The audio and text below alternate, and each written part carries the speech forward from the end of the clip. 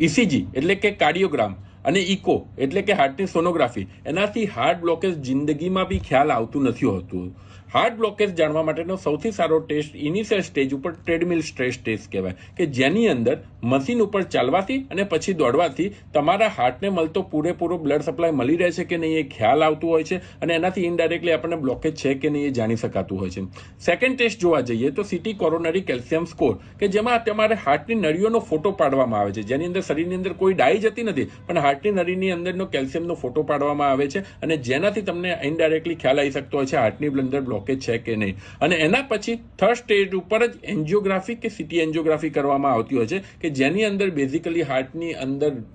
જે ડાઈ નાખીને હાર્ટની અંદર બ્લોકેજ જોવામાં આવતું હોય છે. હવે કયા પેશન્ટ માટે કયો ટેસ્ટ સારો, તેના માટે પેશન્ટને કયા લક્ષણો છે, પેશન્ટની એજ શું છે, પેશન્ટની ફેમિલી હિસ્ટ્રી શું છે, આ બધી વસ્તુ ઉપર ડિપેન્ડ રહેતું હોય છે. ડાયરેક્ટલી દરેક